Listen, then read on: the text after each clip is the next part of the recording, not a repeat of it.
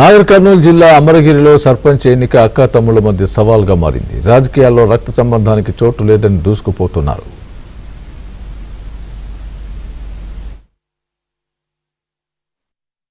ఇప్పుడు నా వెనక ప్రజలు ఉన్నారు కాబట్టి నేను మేలు చేయాలనుకుంటున్నా, ఆ ఊరికి అభివృద్ధి చేయాలనుకుంటున్నా. నేను ఎక్కడెక్కడ సారోలను కలిసి నేను అభివృద్ధి చేయగలను, మా గుళ్ళు పడవని ఆ గుళ్ళు కూడా భద్రం చేసుకోవాలని నేను ప్రయత్నం చేస్తుంటే వాళ్ళు అందరూ కలిసి నన్ను ఒత్తిడి తీసుకొచ్చి నన్ను వెనక్కి తప్పుకో అని మాట్లాడుతున్నారు. అయితే నేను తప్పుకోను అన్నా, నేను తప్పుకోను, నేను ఎదురే పోటీలో పడతా అని చెప్పిన.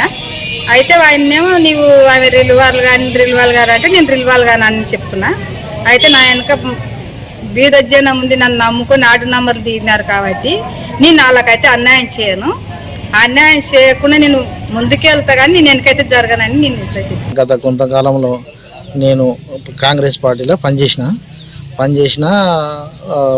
పోయిన ఎలక్షన్లో ఎమ్మెల్యే ఓట్లో కూడా పనిచేసిన, ఎంపీ ఓట్లో పనిచేసిన.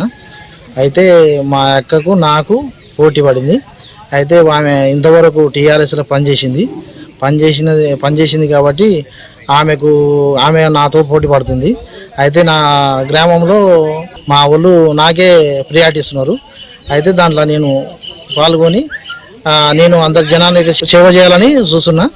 ఇప్పుడు నా వెనక ప్రజలు ఉన్నారు.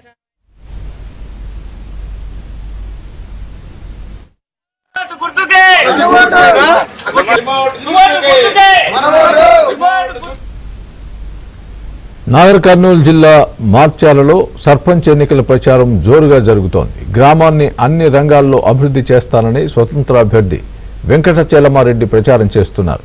సర్పంచ్గా గెలిస్తే శ్మశాన వాటిక సమస్యను పరిష్కరిస్తానని వెంకట చలమారెడ్డి హామీ ఇచ్చారు.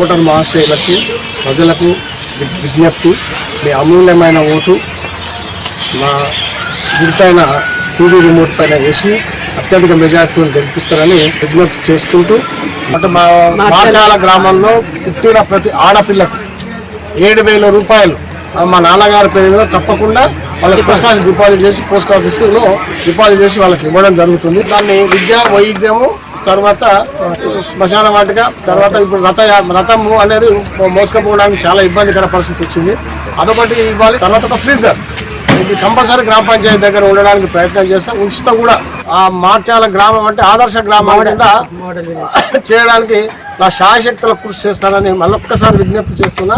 కాబట్టి తప్పకుండా ఓటర్ మహాశయులారా నాకు అత్యధిక మెజారిటీతో గెలిపిస్తారని ఆశిస్తూ